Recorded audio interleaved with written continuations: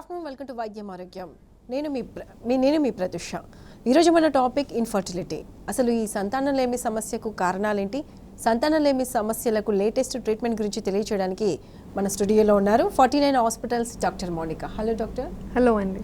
Doctor, అసలు సంతానలేమిని మనం ఏ విధంగా గుర్తించాలి, అసలు కారణాలు ఏమై ఉంటాయి?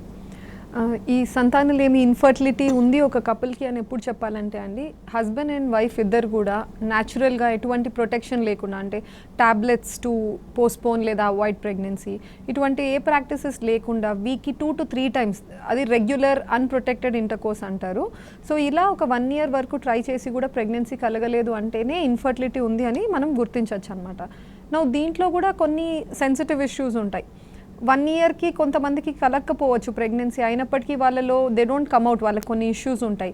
పీరియడ్స్ కరెక్ట్గా రావట్లేదు, లేదా హస్బెండ్ అండ్ వైఫ్ కలిసేటప్పుడు పర్ఫార్మెన్స్ యాంగ్జైటీ కావచ్చు, లేదా డిఫరెంట్ రీజన్స్ వల్ల హస్బెండ్కి అంగం గట్టిపడట్లేదు, లేదా యాక్ట్ ఆఫ్ సెక్షువల్ ఇంటర్కోర్స్లో ఏదో డిఫికల్టీస్ ఫేస్ చేస్తున్నారు. సో ఇలాంటి సెన్సిటివ్ ఇష్యూస్ కూడా డాక్టర్ని కలిసినప్పుడు ఫస్ట్ హిస్టరీ అనేది డీటెయిల్గా కలెక్ట్ చేసుకుంటారు. నిజంగా మీకు ఇన్ఫర్టిలిటీ ప్రాబ్లం ఉందా లేదా డయాగ్నోస్ చేసిన తర్వాతనే ఇన్వెస్టిగేషన్స్, ట్రీట్మెంట్ అనేవి ఫాలో అవుతాయి అన్నమాట. ఈ ఇన్ఫర్టిలిటీకి రీజన్స్ మనం వైడ్గా డివైడ్ చేస్తే, కొన్ని కేసెస్లో ప్రాబ్లం లేడీలో ఉండొచ్చు, కొన్ని కేసెస్లో హస్బెండ్లో ప్రాబ్లం ఉండి ఉండొచ్చు, కొంతమంది కపుల్స్లో ఇద్దరిలో ప్రాబ్లమ్స్ ఉంటాయి. తనలో కూడా ట్యూబ్లో ప్రాబ్లం ఉందో, లేదా గుడ్డు సరిగ్గా విడుదల కావట్లేదు, హస్బెండ్ సైడ్ నుంచి కూడా వీర్య కణాల నంబరు లేదా కదలిక తక్కువ ఉంది, అట్లా రెండు వైపులా కూడా ప్రాబ్లమ్స్ ఉండొచ్చు. ఇంకొన్ని కేసెస్ ఎలా ఉంటాయంటే అన్ఎక్స్ప్లెయిన్డ్ అంటాం. ఈ అన్ఎక్స్ప్లెయిన్లో ఏమవుతుందంటే, ఎన్ని టెస్ట్స్ చేసినా, మనకున్న available investigations, scans, husband side నుంచి కణాల పరీక్ష, ఇవన్నీ చేసిన తర్వాత కూడా పిన్ పాయింట్గా కరెక్ట్గా ఇది ప్రాబ్లం అని బయటపడదు అనమాట. అన్నీ నార్మల్ వస్తాయి. సో ఈ కేసెస్ని మనం అన్ఎక్స్ప్లెయిన్డ్ ఇన్ఫర్టిలిటీగా గుర్తిస్తాం. ఇవి ఎంత హై ఉన్నాయంటే 25 to 30% ప్రివలెన్స్ ఉంది ఇప్పటికీ కూడా. ఇన్ని advance tests, advance scanning machines వాడినప్పటికీ మనము ప్రాబ్లం ఎక్కడుంది అనేది మనం డిటెక్ట్ చేయలేకపోతున్నాం. వాటిని అన్ఎక్స్ప్లెయిన్డ్ ఇన్ఫర్టిలిటీగా డయాగ్నోస్ అవుతాయి. ఓకే డాక్టర్, ఈ సంతానలేమికి ఏజ్ ఫ్యాక్టర్ కూడా ప్రభావం ఉండొచ్చు అంటారా? ఏ ఏజ్ వారికి కూడా ఎంత ఏంటి అనేది ఉంటుందా డాక్టర్? ఏజ్ ఫ్యాక్టర్ అనేది డెఫినెట్గా ఇన్ఫ్లుయెన్స్ అవుతుందండి, బోత్ హస్బెండ్లో అండ్ వైఫ్లో.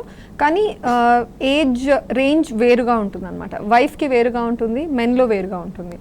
లేడీలో ఏమవుతుందంటే, మనం పుట్టినప్పుడు ఫ్యూ ల్యాక్స్ ఆఫ్ ఎగ్స్తో మనం పుడతామన్నమాట. ప్యూబర్టీ అంటే పీరియడ్స్ మొదలయ్యాయి అన్న టైంలో లేడీ బాడీలో ఒక 4 నుంచి 5 లక్షల దాకా గుడ్ల సంఖ్య ఉంటుంది. ఇవన్నీ కూడా లైఫ్ టైంకి మనకు ఉండవు. వీటిలో ఒక లైఫ్ టైంలో ప్రతి మంత్ ఒక గుడ్డు విడుదల అవుతుంది అన్నా కూడా ఒక 400 నుంచి 500 గుడ్ల రేంజ్లో మనకు విడుదలవుతాయి. రిమైనింగ్ ఇన్ని లక్షల గుడ్లు ఏమవుతున్నాయి అంటే, అవి బాడీలో ప్రతిరోజు చనిపోతూ ఉంటాయి అన్నమాట. ఇలా చనిపోయే వేగం అనేది 35 years దాటిన తర్వాత నుంచి ఇంకా కూడా ఫాస్టర్ అవుతుంది. అందుకని 35+ నుంచే లేడీలో ఎగ్ కణం, ఎగ్ క్వాలిటీ, ఎగ్ నంబర్ 2 కూడా పడిపోవడం స్టార్ట్ అవుతాయి. ఈ రీజన్ వల్ల తొందరగా ప్రెగ్నెన్సీ ప్లాన్ చేసుకోవాలని అడ్వైస్ చేస్తుంటాం. కణాల సైడ్ నుంచి వస్తే మాత్రము చాలా మటుకు స్టడీస్ ఏం గుర్తించాయి అంటే, మెన్లో ఆల్మోస్ట్ 50 years వరకు కూడా కణం నంబరు, క్వాలిటీ అనేది ప్రిజర్వ్ అవుతుంది. అండ్ మెన్లో విమెన్కి భిన్నంగా వాళ్ళకు కణాలు ప్రతి 72 రోజులకు ఒకసారి కొత్త బ్యాచ్ ఆఫ్ కణాలు ప్రొడ్యూస్ అవుతూనే ఉంటాయి. That is difference. Okay doctor, so one of the reason ఈ పీసీఓడి వల్ల కూడా సంతానలేమికి కారణమై ఉండొచ్చు అంటారా?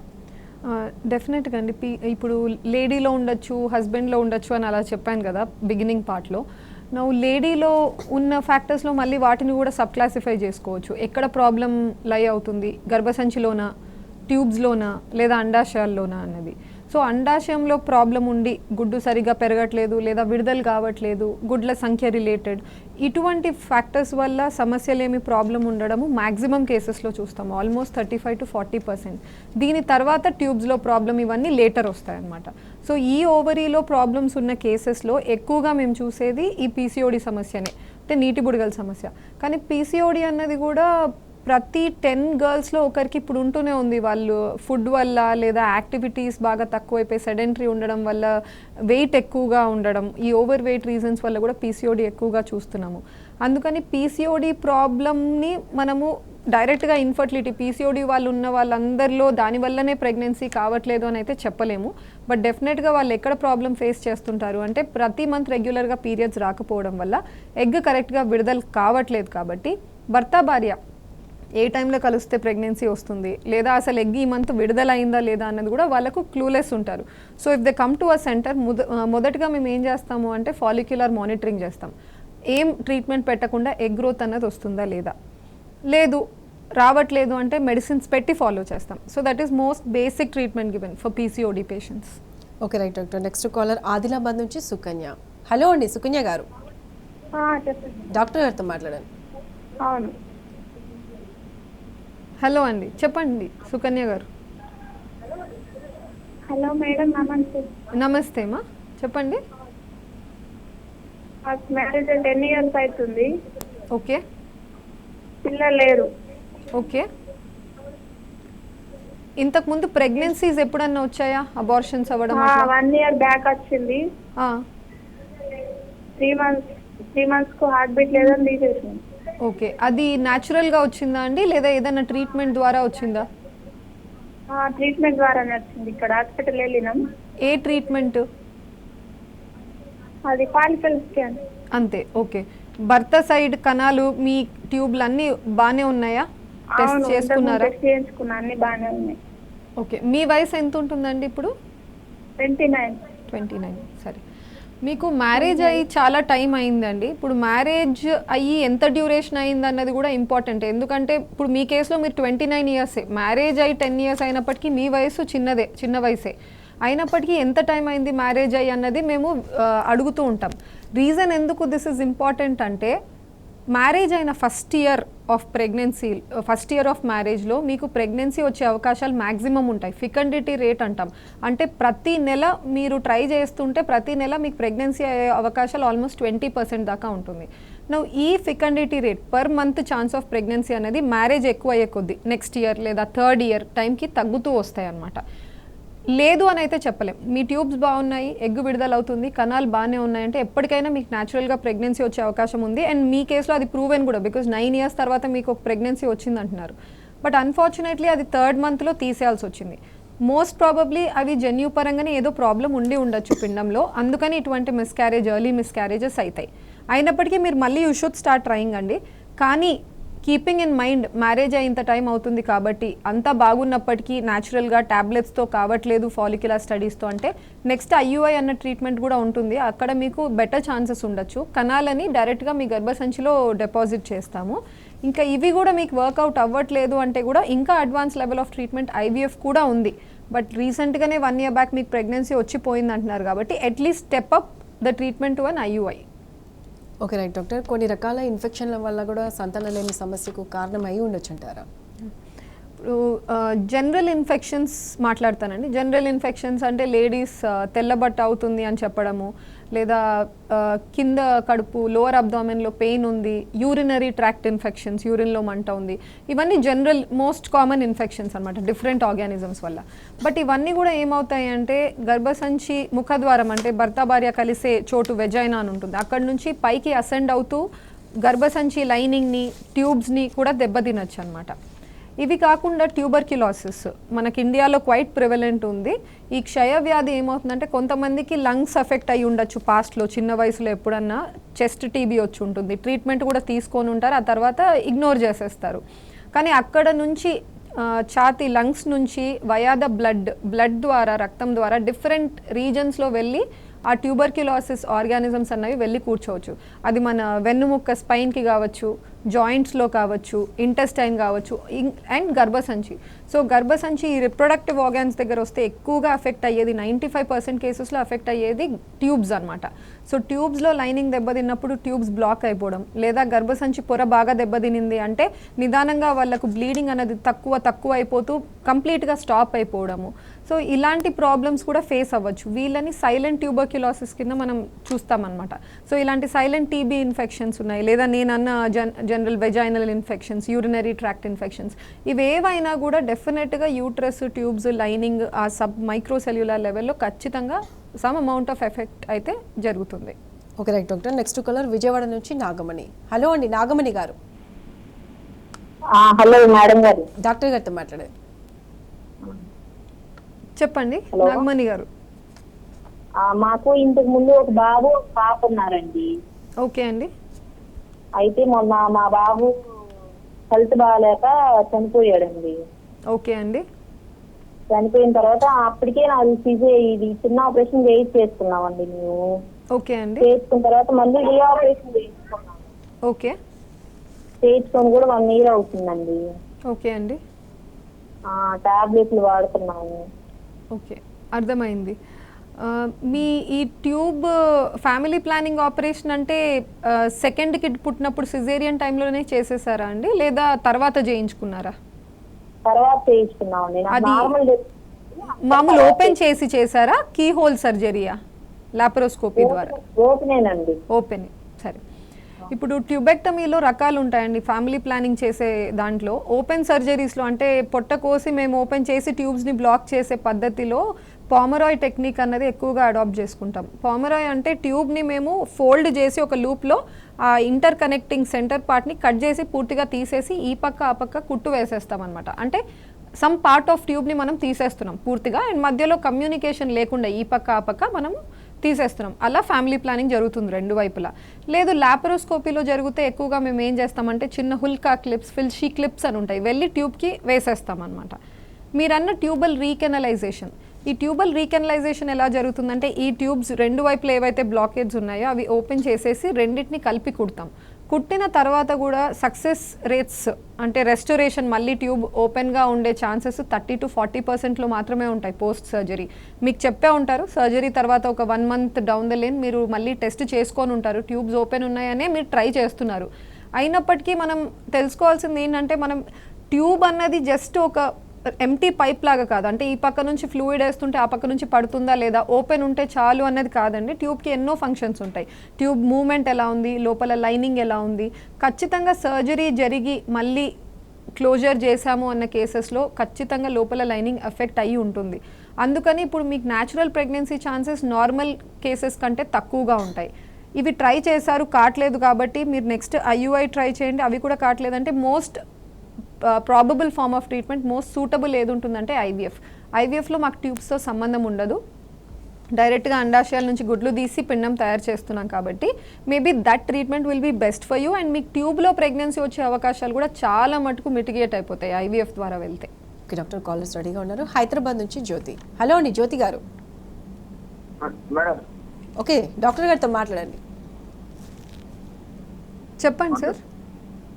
హలో చెప్పండి జ్యోతి గారు. మేడం, నాకు PCOD ఉంది అండ్ పీరియడ్స్ ప్రాబ్లమ్స్ కూడా ఉంది.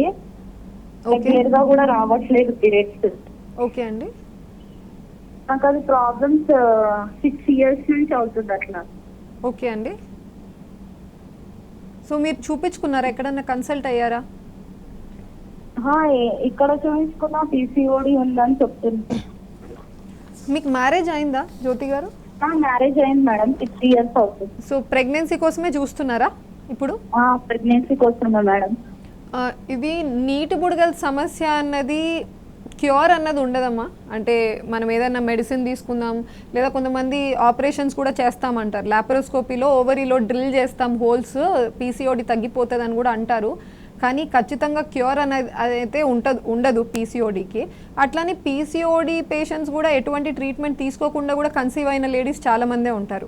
సో మీరు ఏం చేస్తారంటే మీకు PCOD నిజంగా ఉందా లేదా అన్నది 3 క్రైటీరియాలో కనీసం 2 అన్నా ఉంటే మీకు PCOD ఉన్నట్టు. అవేంటి అంటే, 1 మీకు పీరియడ్స్ కరెక్ట్గా రాకపోవడం, 2 స్కాన్లో ఒక్కొక్క అండాశయంలో 20 కంటే ఎక్కువ ఫాలికల్స్ అనమాట.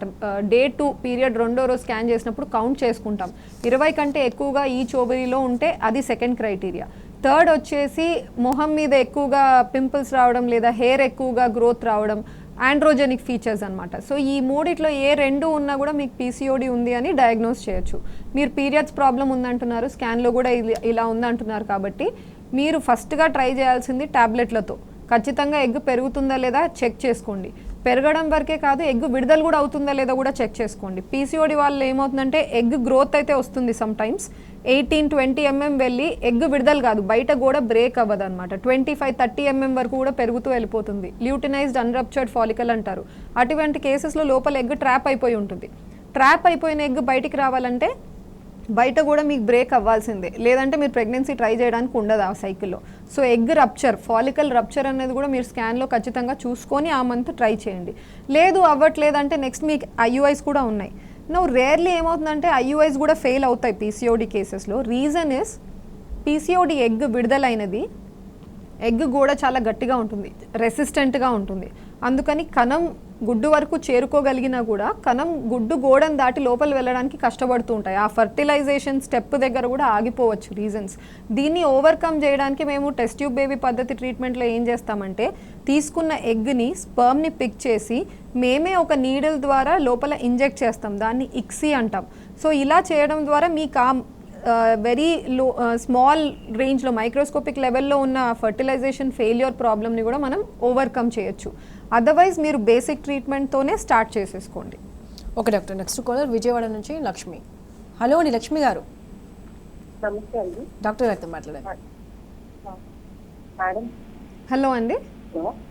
మేడం మ్యారేజ్ 5 years అయింది madam. Okay last year IVF try చేసాము, 2 times ఫెయిల్ అయింది. ట్యూబ్ బ్లాకేజ్ అని చెప్తారు.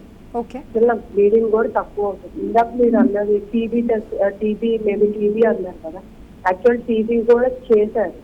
ఓకే, టీబీ గోల్డ్ టెస్ట్, అది టీబీ కూడా లేదన్నారు. ఓకే. అంటే ఇంకా ఇంకేం ప్రాబ్లం అయ్యి ఉండొచ్చు మేడం?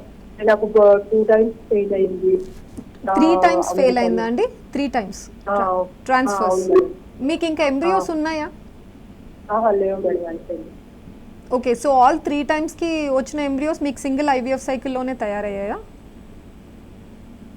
అవును మేడం. 3 times కాదు మేడం, 5 embryos వచ్చినాయి, 2 times పెట్టారు. 2 times పెట్టారు. Day 3 ఎంబ్రియోసా అండి, Day 5 ఎంబ్రియోసా? Day 3 madam. 2 సార్లు కూడా Day 3 ఎంబ్రియోసేనా? అవును మేడం. ఓకే అండి. సో ఇప్పుడు మీకు 2 times ఫెయిల్ ట్రాన్స్ఫర్స్ అండి. ఇప్పుడు రికరెంట్ ఇంప్లాంటేషన్ ఫెయిల్యూర్ అని ఒక టర్మ్ ఉంటుంది మాకు ఇన్ఫర్టిలిటీలో. దీని మీనింగ్ ఏంటి అంటే కనీసం 3 times కంటే ఎక్కువసార్లు ట్రాన్స్ఫర్స్ ఫెయిల్ అయినప్పుడు, 3 or more, లేదా 4 మంచి క్వాలిటీ ఎంబ్రియోస్ ట్రాన్స్ఫర్స్, అవి 1 ట్రాన్స్ఫరా, 2 ట్రాన్స్ఫర్సా, 3 ట్రాన్స్ఫర్సా సెకండరీ, కనీసం 4 మంచి క్వాలిటీ ఎంబ్రియోస్ పెట్టుకొని కూడా ఏ ఎంబ్రియో కూడా అతుక్కోలేదు అంటే రికరెంట్ ఇంప్లాంటేషన్ ఫెయిల్యూర్ అంటాం. ఇప్పుడు మీ కేసులో 2 ట్రాన్స్ఫర్స్ అయిపోయాయి. గ్రేడింగ్ కూడా ఉంటుందండి. అంటే ఎంబ్రియోస్ 3వ రోజు పిండమా, 5వ రోజు పిండమా, Grade 1, Grade 2, Grade 3. సో ఏ గ్రేడ్ ఎంబ్రియోస్ పెట్టారన్నది ఇంపార్టెంట్. ఇప్పుడు 2 ట్రాన్స్ఫర్స్ అయిపోయాయి. ఏమేమి మీరు ట్రై చేయొచ్చు నెక్స్ట్ టైం ఇది ప్రాబ్లం రిపీట్ కాకుండా అంటే, ఎక్కువగా ట్రాన్స్ఫర్స్ ఫెయిల్ అయినప్పుడు గర్భసంచి కంటే మేము పిండంనే ఎక్కువగా బ్లేమ్ చేసుకుంటాం. పిండమే తయారైన పిండంలో జన్యుపరంగా నార్మల్ లేదేమో, సో అందుకని అతుక్కోలేదు అని ఎక్కువగా అనుకుంటాం. ఎందుకంటే గర్భసంచిని మనం తప్పుపడితే the treatment will become totally different. అసలు మీకు ఎంత మంచి ఎంబ్రియో పెట్టినా అది అతుక్కోకూడదు గర్భసంచిలో ప్రాబ్లంగా ఉంటే. మీరు ఏమేమి చేయొచ్చు అంటే ఒక హిస్ట్రోస్కోపీ ఒకటి ట్రై చేసి లోపల ఎలా ఉంది, క్రానిక్ ఎండోమెట్రైటిస్ అని ఒకటి ఉంటుంది, అది రూల్ అవుట్ చేసుకోవడము. 3D స్కాన్లో ఏదన్నా గర్భసంచి అడ్డుగోడ మధ్యలో ఏమన్నా ఉన్నాయా చూసుకోవడం. నెక్స్ట్ స్టెప్ మీకు ట్యూబ్స్ బ్లాక్ ఉండడం వల్ల మనం చిన్న లెవెల్ ట్రీట్మెంట్స్ ట్రై చేయడానికి లేదండి. You have to attempt a second cycle of IVF. ఎంతోమందికి ఒక సైకిల్ ఆఫ్ IVF ఫెయిల్ అయినా సెకండ్ సైకిల్, థర్డ్ సైకిల్లో అయిన వాళ్ళు కూడా చూస్తూనే ఉన్నాము. సో మీరు సెకండ్ సైకిల్ IVF అటెంప్ట్ చేసినప్పుడు అన్నిటికంటే మేజర్ చేంజ్ ఏముంటుంది అంటే ఈసారి వచ్చే గుడ్లు వేరు, కణాలు వేరు, తయారయ్యే పిండాలు completely different set of embryos. ఈసారి మీరు ఏం అడుగుతారంటే మీ డాక్టర్తో Day 5 వరకు కల్చర్ చేసి 5వ రోజు పిండం తీసుకెళ్ళచ్చా అన్నది డిస్కస్ చేసుకోండి. 5వ రోజు పిండం వరకు వెళ్ళగలిగితే ఏంటంటే మనం కాంపిటెన్సీ చెక్ చేసినట్టు. Day 3 వరకు చాలా ఎంబ్రియోస్ వస్తాయి. Day 3 to Day 5 జర్నీ కొంచెం కష్టంగా ఉంటుంది. ఆ ఎంబ్రియోలో ఉన్న జీన్స్ యాక్టివేట్ అయితే ఈ జర్నీ కంప్లీట్ చేయగలదు. సో Day 5 వరకు వెళ్తే there can be better chances. Day 5 embryo ఖచ్చితంగా ప్రెగ్నెన్సీ ఇస్తుందని మేము చెప్పలేం, కానీ డెఫినెట్గా Day 3తో పోలిస్తే Day 5 మీకు అటెంప్ట్ బెటర్గా ఉండొచ్చు. Day 3, Day 5 అంత మంచిగా ఉండాలి అంటే కనీసం ఒక 2 or 3 ఎంబ్రియోస్ ట్రాన్స్ఫర్ చేసుకోవాలి. Day 5 ఏంటి అంటే సింగిల్ ఎంబ్రియో పెట్టుకున్నా it is a worth attempt. So ఈసారి మీరు Day 5 వరకు కల్చర్ చేసుకొని ఎంబ్రియోస్ ఫామ్ అయితే అటువంటి ఎంబ్రియోస్ ట్రాన్స్ఫర్ చేసుకోండి. ఇంకా ఎక్స్పెరిమెంటల్ ట్రీట్మెంట్స్ ఉన్నాయి. గ్లూ అని ఉంటుంది, embryo glue, hyaluronic acid gel అనమాట. అదేం చేస్తుందంటే ఈ ఎంబ్రియో గర్భసంచి గోడకు అతుక్కోవడానికి ఫెసిలిటేట్ చేస్తుంది. సో ఇవన్నీ there are certain experimental things that you can try so that next cycle will come out to be a success. Okay doctor, next caller Patancheru నుంచి దీపిక. హలో అండి Deepika garu. Madam good evening madam. Doctor గారితో మాట్లాడండి. Madam మాది marriage అయి 3 years అవుతుంది. ఓకేనా? నా marriage అయిన 1 yearకి బాబు పుట్టి అతనికి హార్ట్ బీట్ కొట్టుకోలేక చనిపోయాడు మేడం. మళ్ళీ నాకు పీరియడ్ బాబు చనిపోయినప్పటి నుండి పీరియడ్ 4 monthsకి 5 monthsకి అలా వస్తుంది మేడం. చూపించుకుంటే కొంచెం బ్లడ్ తక్కువ ఉందని చెప్పారు మేడం. నా బ్లడ్ కూడా 9% ఉంది. ఓకే. అయితే మా ఆయన కొంచెం ఆల్కహాల్ ఎక్కువగా తీసుకుంటారు మేడం. ఓకే అండి. దానికోసమని మీతో కొంచెం ఏదైనా సొల్యూషన్ చెప్తారని కాల్ చేశాను మేడం. ఈ లైవ్ రోజు చూస్తాను మేడం నేను. Thank you. ఇది మీకు రక్తం తక్కువ ఉన్న వాళ్ళల్లో సైకిల్స్ రెగ్యులారిటీ అనేది డిస్టర్బ్ అవ్వచ్చండి డెఫినెట్గా. కానీ అయినప్పటికీ థైరాయిడ్ టెస్ట్ ఒకటి చేసుకోండి. ఇది కాకుండా మీ పీరియడ్స్ రెగ్యులర్గా రావట్లేదు అంటే మేబీ గుడ్డు కూడా సరిగ్గా పెరిగి విడుదల అవ్వట్లేదేమో, అది మీరు చూసుకోవాలి. ప్రెగ్నెన్సీకి ట్రై చేయాలి అంటే గుడ్డు కరెక్ట్గా మీకు ఎంత లేదన్నా 21 నుంచి 35 రోజుల మధ్యలోనే వేరియేషన్ జరగాలి. ఇంతకంటే ఎక్కువ వేరియేషన్ వచ్చింది అంటే పీరియడ్స్ ఇర్రెగ్యులర్ అని అర్థం, గుడ్డు సరిగ్గా విడుదల కావట్లేదని అర్థం. నెక్స్ట్ భర్త కూడా ఆల్కహాల్ ఎక్కువగా తీసుకుంటారు అంటున్నారు. ఈ ఆల్కహాల్ వల్ల ఎట్లా కణాలు దెబ్బతింటాయి అంటే ఆల్కహాల్ వల్ల వాళ్ళకు పొట్ట రీజన్లో ఎక్కువగా ఫ్యాట్ చేరుకుంటుంది అనమాట. ఇలా ఫ్యాట్ చేరుకున్నప్పుడు మెన్లో ఒక హార్మోన్ ఉంటుంది టెస్టోస్ట్రాన్ అని. ఈ హార్మోన్ వల్లనే మన స్పర్మ్స్ నంబరు క్వాలిటీ అన్నీ ప్రిజర్వ్ అవుతాయి. పొట్ట రీజన్లో విజరల్ రీజన్లో ఎక్కువగా ఫ్యాట్ వచ్చినప్పుడు ఆ టెస్టోస్ట్రాన్ అన్న హార్మోన్ వెళ్ళి ఆ ఫ్యాట్లో ఎక్కువగా ఈస్ట్రోజన్కి కన్వర్ట్ అయిపోతుంది. ఈస్ట్రోజన్ అంటే లేడీస్లో ఉండే హార్మోన్ అనమాట. దీనివల్ల టెస్టోస్ట్రాన్ వాళ్ళకి తక్కువ అయిపోయి కణాల కదలిక, నంబరు, ప్రొడక్షన్, ఉత్పత్తి అన్నీ కూడా డిస్టర్బ్ అయ్యే అవకాశాలు ఉంటాయి. సో మీరు ఏం చేస్తారంటే ఒకటి మీ భర్తది కణాల పరీక్ష చేయించండి. మీరు పీరియడ్ 2వ రోజు స్కాన్ చేసుకొని మళ్ళీ పీరియడ్ 10వ రోజు 11వ రోజు మళ్ళీ కూడా స్కాన్ చేయించుకొని ఒక గుడ్డు పెరిగిందా లేదా అన్నది చెక్ చేయించుకోండి డాక్టర్తో. అలా చెక్ చేయించుకొని మీరు ముందుకు వెళ్ళాలి. అండ్ ఈ హిమోగ్లోబిన్ అన్నది ఇంప్రూవ్మెంట్కి మీ diet variations, iron tablets, supplements కూడా తీసుకోవాలి. సప్లిమెంట్స్ తీసుకున్నప్పటికీ ట్యాబ్లెట్స్ ఒక 1 month వాడితే మీకు 1 gram పెరుగుదల చూస్తాం. ఓవర్ నైట్ అయితే పెరగదు. కనీసం ఒక 3-4 months బ్యాక్ టు బ్యాక్ మీరు వాడాల్సి ఉంటుంది. ఎందుకంటే మీ హిమోగ్లోబిన్ 10+ వెళ్ళినా కూడా మీ స్టోర్స్ ఉంటాయి అన్నమాట, అవి కూడా అడిక్వేట్గా రిప్లీట్ అవ్వాలి. కాబట్టి ఒక 3 months అయితే ఖచ్చితంగా కంటిన్యూస్గా ఐరన్ సప్లిమెంట్స్ వాడండి. Okay doctor, next caller Mahabubnagar నుంచి నరసింహ. హలో అండి నరసింహ గారు. హలో డాక్టర్ గారితో మాట్లాడండి. హలో హలో సార్ చెప్పండి. మేడం, కొద్దిగా మా భార్యకి గర్భసంచి దగ్గర నొప్పి వస్తుంది అంటున్నది. ఓకే అండి. అయితే ఇంతవరకు మా ఊర్లో ఆర్ఎంబి డాక్టర్ దగ్గర టాబ్లెట్ వాడినాము. యూరియానికి పోతే కూడా నొప్పి వస్తుంది, గర్భసంచి దగ్గర కూడా నొప్పి వస్తుంది ఆమెకి అప్పుడప్పుడు. ఇంతవరకు ఒకసారి కడుపు కూడా వాపు వచ్చిండే, తగ్గింది. దానికి ఏమన్నా మెడిసిన్ మీ దగ్గరికి రావాలా? మీరు నొప్పి ఒకటే చెప్తున్నారండి, కింద కడుపు దగ్గర అంటున్నారు కాబట్టి అక్కడ గర్భసంచి ఉంటాయి, ట్యూబ్స్ ఉంటాయి, అండాశయాలు ఉంటాయి, మూత్రసంచి కూడా అక్కడే ముందు పక్కనే ఉంటుందన్నమాట. సో ఈ రీజన్స్లో ఎక్కడ ప్రాబ్లం ఉన్నా కూడా తనకు ఆ పొత్తి కడుపులోనే నొప్పి అన్నది వస్తుంది. సో ఖచ్చితంగా మీరు వస్తే సెంటర్కి స్కాన్ చేసి మనము డీటెయిల్గా ఆమెకి ఏ టైంలో వస్తుంది, ఎలా ఉంది పెయిన్, క్యారెక్టర్ ఏంటి అని తెలుసుకోగలిగితే కొంచెం అర్థం చేసుకోగలం ఎక్కడ ప్రాబ్లం ఉంది అనేది. దాన్ని బట్టి మనం ట్రీట్మెంట్ ఇవ్వాల్సి ఉంటుంది. ఓకే డాక్టర్, 49లో ఈ సంతానలేమికి అంటే ట్రీట్మెంట్, లేటెస్ట్ ట్రీట్మెంట్ గురించి ఎక్స్ప్లెయిన్ చేయండి. సో 49లో what are we giving extra అంటే అన్ని ఫర్టిలిటీ సెంటర్స్ ఐవీఎఫ్ ఇక్సీ అన్నది చేస్తూనే ఉన్నారండి. ఇక్సీ ఏంటి అని అడుగుతారు కానీ మెజారిటీ ఆఫ్ సెంటర్స్ నవడేస్ ఏం చేస్తున్నారంటే వచ్చిన ఎగ్ని స్పర్మ్ మేమే సెలెక్ట్ చేసి ఇంజెక్ట్ చేస్తున్నాం. ఏ స్పర్మ్ని తీయాలన్నది కూడా వేరియేషన్స్ ఉంటాయి. నవ్వు ర్యాండమ్గా మేము ఐవీఎఫ్లో ఎక్కువగా టెస్ట్ ట్యూబ్ బేబీ పద్ధతిలో ఏం చేస్తామంటే ఉన్న కణాల్లో ఏదైతే కదలిక ఉందో ఆ స్పర్మ్ని పిక్ చేసి వేసేస్తాం. బట్ ఆ కదిలే కణాల్లో కూడా ఏ స్పర్మ్ పిక్ చేస్తే బెటర్ క్వాలిటీ ఎంబ్రియోస్ తయారవుతాయని డిటర్మిన్ చేయడానికి స్పర్మ్ సెలెక్షన్ టెక్నిక్స్ అని ఉంటాయి. మైక్రోఫ్లూయిడిక్స్, మ్యాక్స్, సో ఇట్లా there are multiple MC. So వీటిలో మ్యాక్స్ ఈజ్ అవైలబుల్ అనమాట మా దగ్గర. సో మ్యాక్స్ అన్నది ఐవీఎఫ్కి అప్లై చేయొచ్చు. We can also apply to IUI, better quality స్పర్మ్స్ని తీసుకొని వాడడానికి. Next PGTA. ఇప్పుడు ఎర్లియర్ మనకు ఒక కాలర్ చేశారు 2 times ఫెయిల్ అయింది అని. ఇలా చాలామంది స్టోరీస్ ఉంటాయి. అండ్ సమ్ పీపుల్ ఆల్రెడీ వాళ్ళకు పిల్లలు ప్రాబ్లంతోనే పుడుతున్నారు, ఏదైనా జన్యుపరంగా ప్రాబ్లం రన్ అవుతుంది, అప్పుడు తయారైన ఎంబ్రియోని టెస్ట్ చేసుకొని కూడా పెట్టుకోవచ్చు. ఓకే డాక్టర్, 49లో సంతానలేమికి లేటెస్ట్ ట్రీట్మెంట్ గురించి ఎక్స్ప్లెయిన్ చేసినందుకు థ్యాంక్ యూ వెరీ మచ్. ఇది ఇవాల్టి వైద్యం ఆరోగ్యం. Keep watching tea news.